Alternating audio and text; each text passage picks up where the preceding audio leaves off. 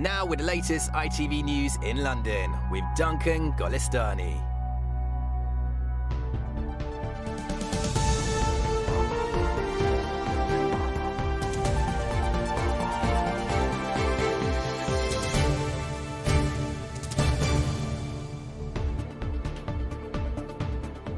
Tonight, 2 months' worth of rain in an afternoon. Downpours overwhelmed entire neighbourhoods as London was hit by flash floods for the second time in 2 weeks. I live on the ground floor flat, so I'm currently homeless. The whole flat is wrecked.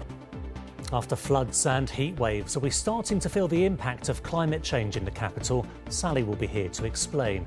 Also on the programme, a family's grief after another e-scooter death in London. Plus, yes, boys, exactly. Tom's time at last. After 4 Olympic Games, Tom Daley finally gets his gold. At the end of the day, first and foremost, I'm a father and a husband, and the fact that I've won this Olympic gold medal on top of that, alongside Matty, is honestly a dream come true. Good evening. For the second time in under a fortnight, the capital has been hit by extreme flash flooding. In some places, it's thought 2 months' worth of rain fell in an afternoon, leaving roads underwater and homes and businesses destroyed. Bart's Health NHS Trust declared a major incident, evacuating patients from Whipps Cross Hospital, and 9 underground stations were closed as concourses overflowed. As quickly as the rain came, the roads cleared, but across the capital today, Londoners are left dealing with the damage. Our political correspondent Simon Harris reports. I can't believe this. For the second time in a fortnight, Londoners are counting the cost of a flash flood. At Clay Hall in Redbridge, the floating wheelie bins were the least of their problems. They were soon up to their ankles in filthy water inside their homes. My furniture's gone, my carpet's gone, ground floor carpet's gone. Everything in the ground floor is literally gone. My kids' toys, everything's gone. I have 2 young children. They were quite upset, they were getting upset, so it's quite difficult to see that. We have a lot of elderly people who live around here as well, it was like our concern was for them as well. Where are we stuck in my car? In the next street, a mum with 7-year-old twin girls tried to escape in her 4x4, but had to abandon it and wade back to the house. I'm very angry because we start calling from 1 o'clock and the fire brigade came only about 8:30.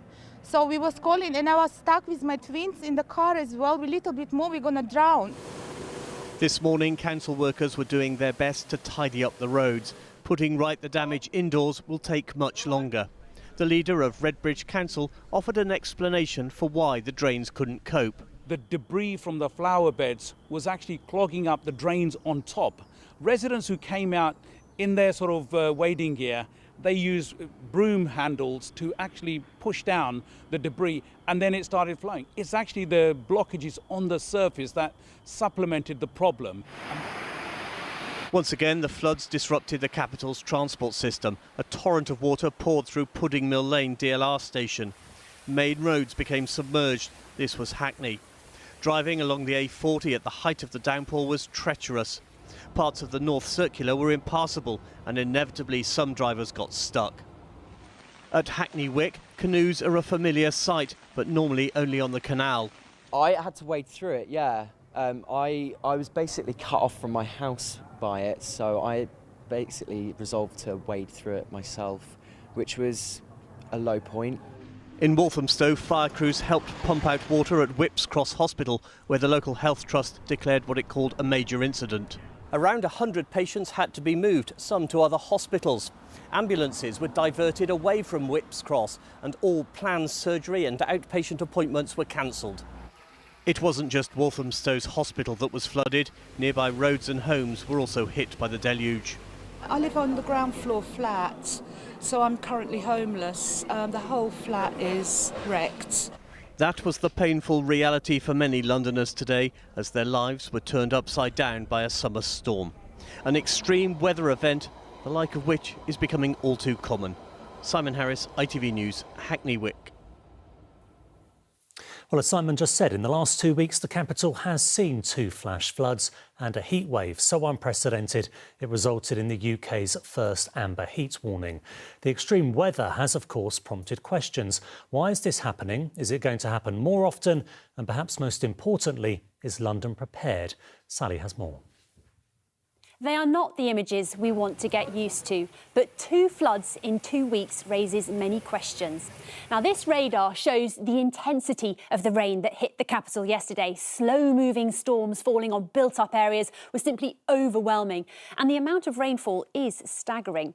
The average rainfall for Greater London in July is 47 millimetres, but yesterday the Met Office recorded 42 millimetres at St James's Park, so that's nearly a month's worth of rain.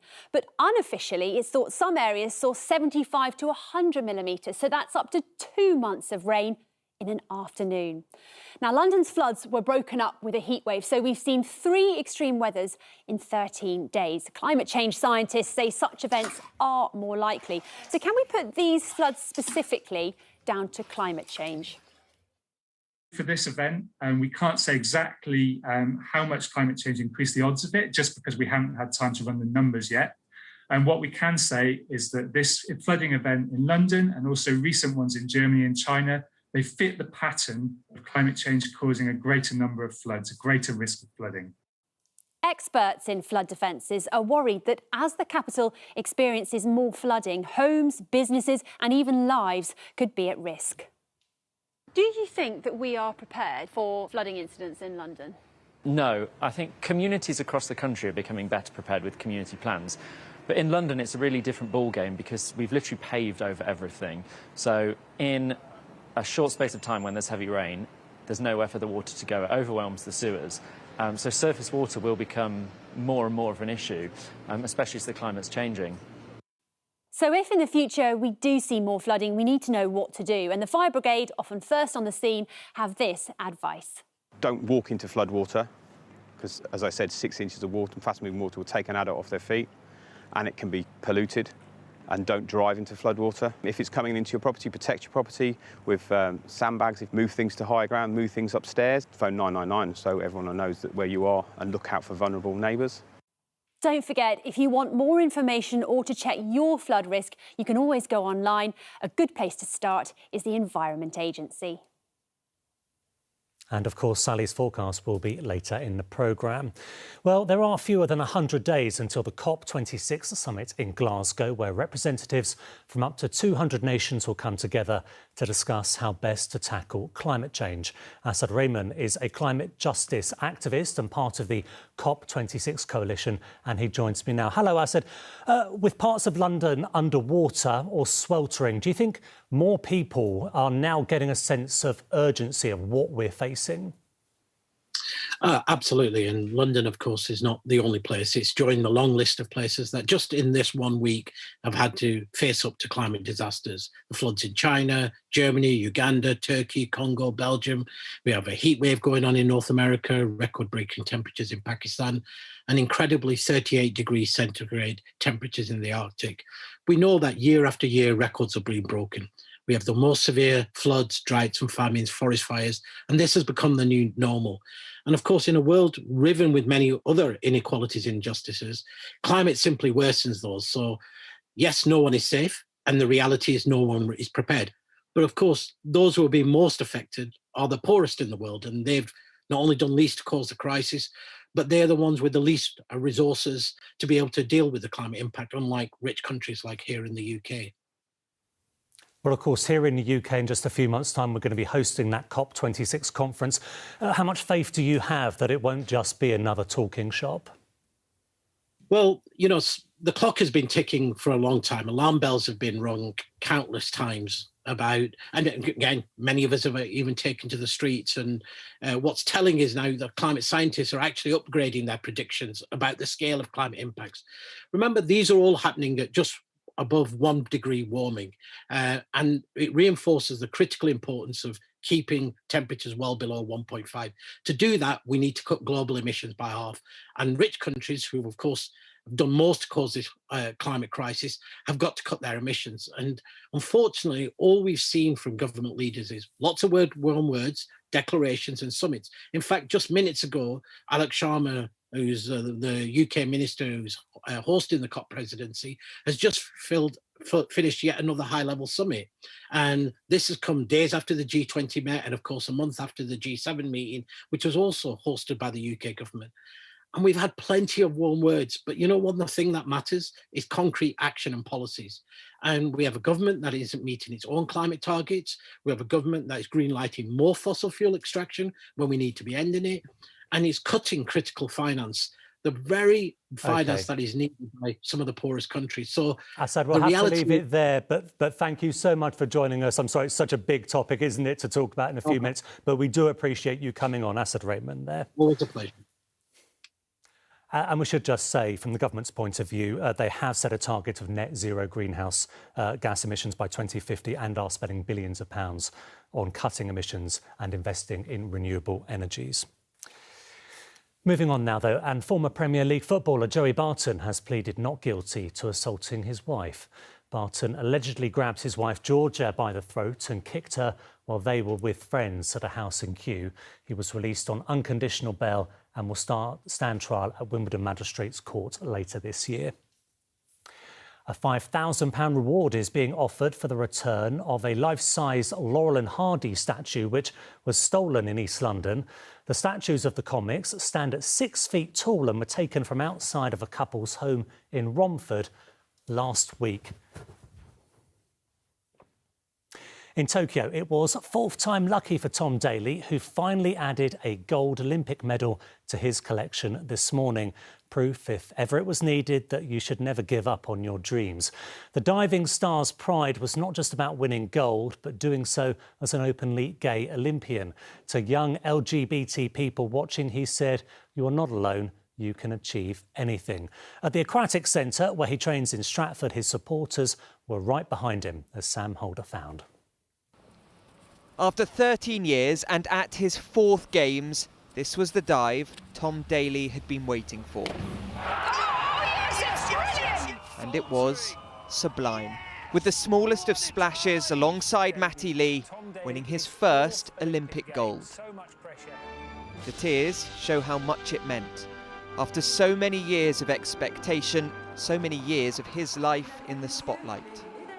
I feel incredibly proud to say that I am a gay man and also an Olympic champion, and I think it's something that I feel very empowered by that, because when I was younger I thought that I was never going to be anything or achieve anything because of who I was. This is where Tom and Matty train, the London Aquatic Centre, 6 days a week, often 8 hours a day. Today felt like a victory for everyone here. It was nail-biting, extremely tense, but just watching all the preparation that Matty and Tom have both been through there was that confidence there that, yeah, they're going to be able to do this. It's been such a long wait for Tom and that elusive gold. It was 9 years ago he won his first Olympic medal, a bronze on this rather terrifying 10-metre diving platform.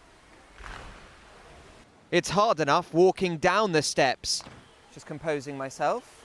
Look down slightly too much, but I'm okay. Let alone diving in. Ruby was one of those watching and cheering on Tom this morning. She knows him because she's one of the country's next great hopes. It's just so good because it's so inspiring seeing someone that you train with and you see sometimes.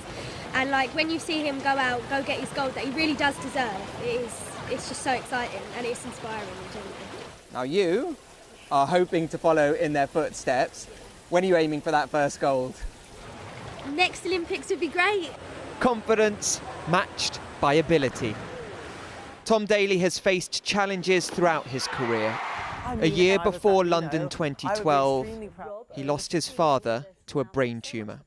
Now, aged 27, he is married and a father himself. Today, he paid tribute to his past and present. Well, my dad was my biggest cheerleader. He took me to every single training session. He came to every single competition that he could. When he passed away in 2011, it was extremely difficult for me because, well, he never saw me win an Olympic medal, and the fact that I can say that my son was watching, my son got to watch me become an Olympic champion, and there is nothing that feels more special than that. 2 decades after he started diving, the sport's biggest star, an inspiration to a whole generation, is now an Olympic champion. Sam Holder, ITV News. Well, Tom Daley's medal was one of 5 won this morning in what's now being coined Magic Monday for Team GB. We'll have more a little later on the South London triathletes bringing home a surprise silver, and there'll be plenty of coverage from Tokyo on the evening news at 6:30. Here's a look ahead with Mary. Coming up, the gold rush begins in Tokyo as Adam Peaty makes history and Tom Daley gets the gold he'd always dreamed of. We get reaction from them and those who know them best. Also ahead, the worst weekend of water deaths in memory, a warning over swimming while on staycation.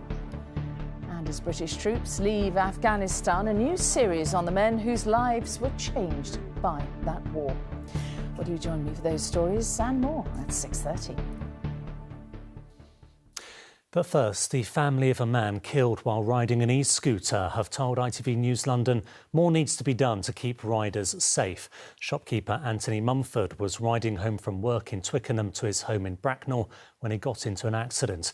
He died from his injuries last Thursday, just days after a 16-year-old boy was killed in a separate accident on an e-scooter in Bromley. Helen Keenan reports. He always thought he was second best to somebody else.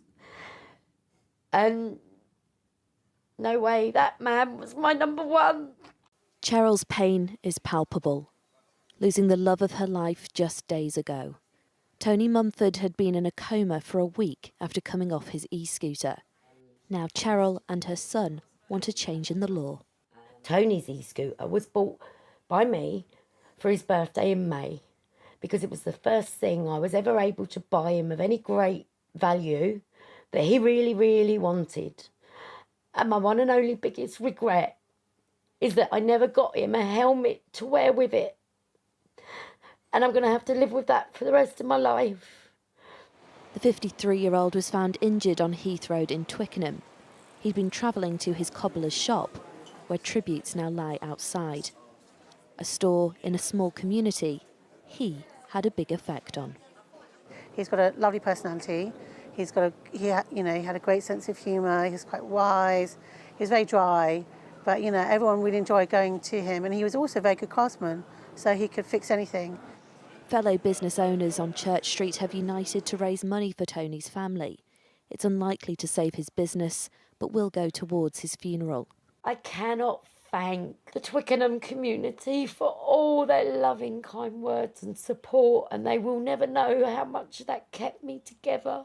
Privately owned e-scooters are illegal to ride, but a trial rental scheme is underway in Twickenham to test their safety and viability of helping with air quality and congestion. In a statement, TfL said, "We recommend wearing a cycle helmet for e-scooter journeys, but do not propose that wearing helmets would be mandatory." The government considered mandatory use of cycle helmets in detail as part of a review in 2018. But for devastated families like Tony's, the current rules just don't go far enough. Helen Keenan, ITV News. Heathrow has announced that it has lost a total of £2.9 billion during the pandemic. Fewer than 4 million passengers travelled through the airport in the first half of this year, a number reached in just 18 days in 2019. The Department for Transport has committed to holding a formal review of the travel traffic light system before this Saturday. Now, as if the West End hasn't suffered enough over the last year and a half, it must now contend with being taken over by some of Britain's fiercest and most fabulous drag queens. London's first ever drag season starts tomorrow at the Garrick Theatre. So let's interrupt final rehearsals and speak to Cheryl Hole. Hello, Cheryl. How are you? How's it going?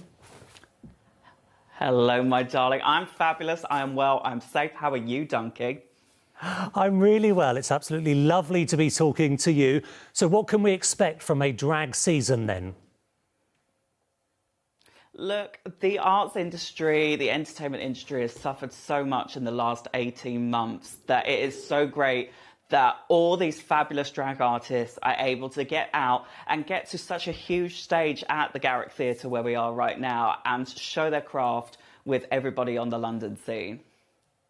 So all joking aside, how has the last year and a half been for you then?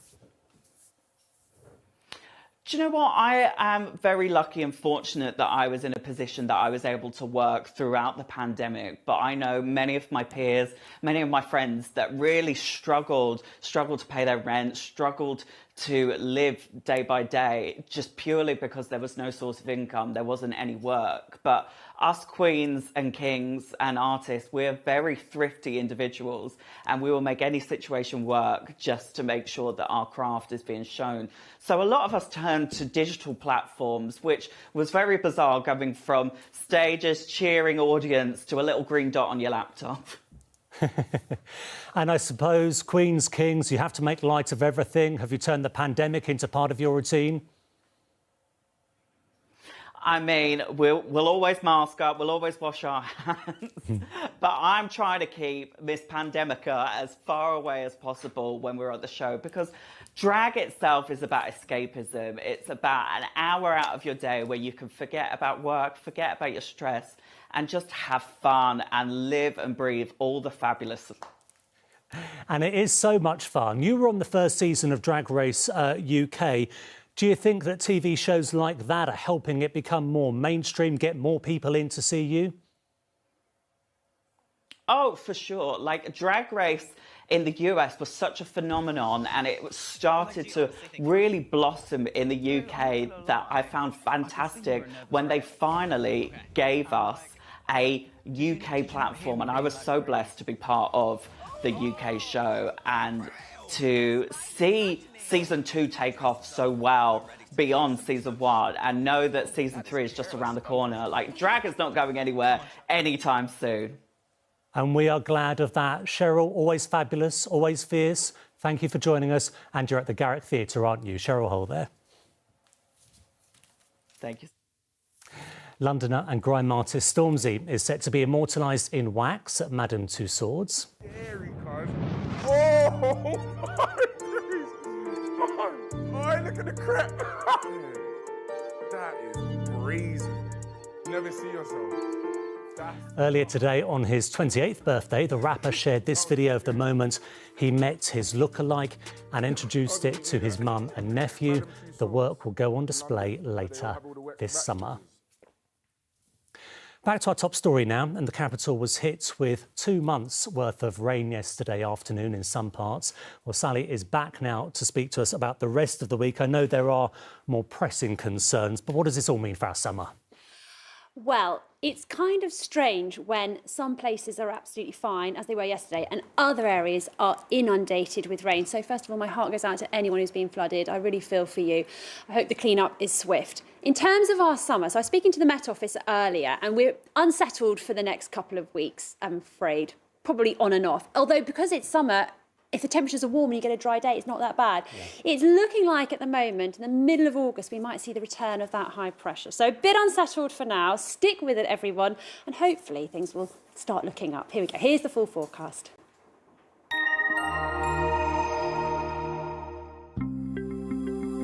Making the most of it, whatever the weather.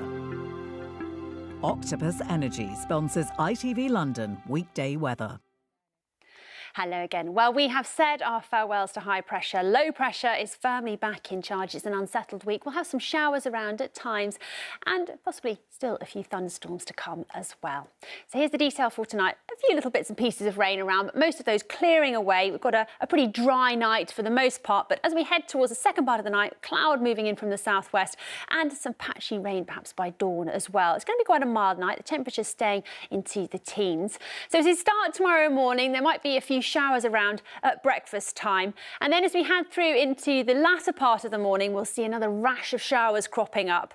Some of those could be a little bit heavy, a few isolated thunderstorms. It looks like most of the thunderstorms will be to the north of us, but you never know, we could catch one here or there. It's quite breezy tomorrow, that breeze picking up into the afternoon, and the temperatures a little bit cooler than today, so we're back down to the low teens, and those are the highs. Now into the evening, things are trying to improve. You can see those showers trying to clear, but we can't guarantee they will completely. A few lingering, so it might just be worth having an umbrella if you're heading out tomorrow night. A few more showers for Wednesday. It looks like they'll be more into the afternoon, and then a bit better on Thursday and Friday, but there still might be some bits and pieces of rain around, so worth keeping an eye on the forecast. That's the weather. Here's the pollen. Octopus Energy sponsors ITV London weekday weather.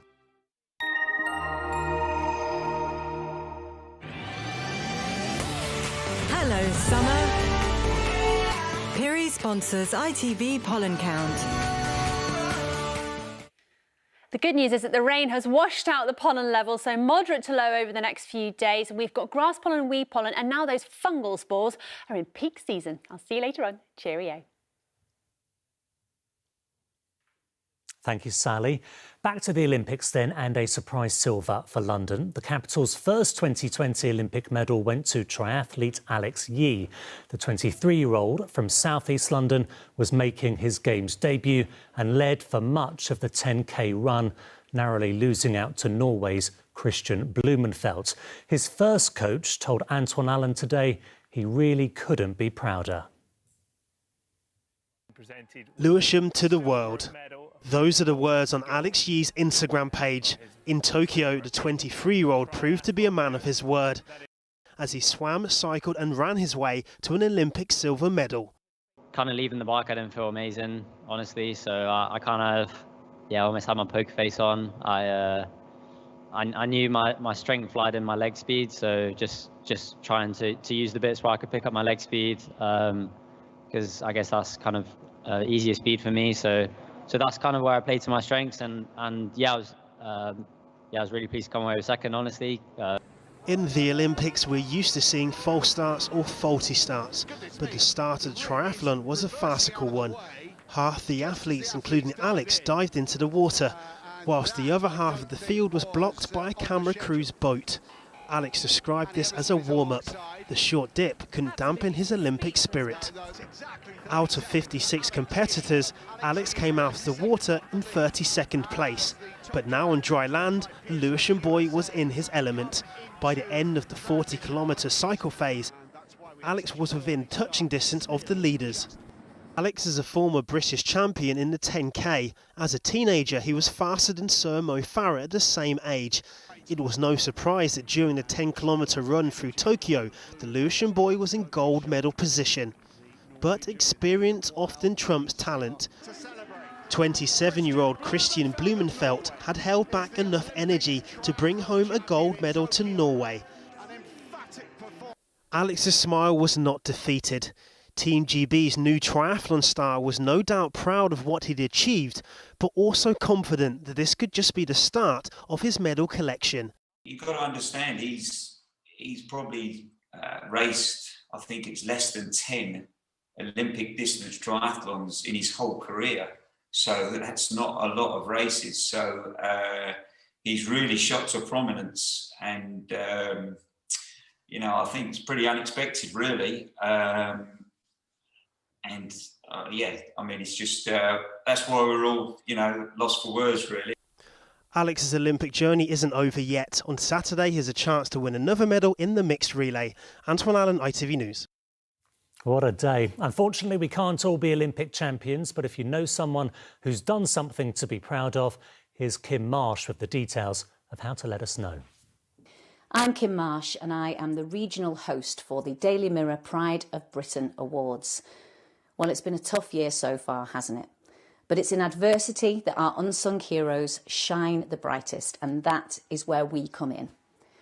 We want to say thank you to those wonderful people who do so much good and never ask for anything in return. This year we're looking for an amazing fundraiser, someone to represent your region at the National Awards later this year. Now that can be someone who has raised money to help community effort during lockdown, or someone who's been inspired to raise money for really worthy causes. So if you know of a local fundraiser who's 1 in a million, we want to hear about them. And this is how you can nominate someone. Just head to our website, itv.com/Pride of Britain for more information. And that is it for now. We're back with the latest after news at 10. Coming up, Mary Nightingale with the ITV Evening News. But from me and the rest of the London team, have a lovely evening. Bye-bye.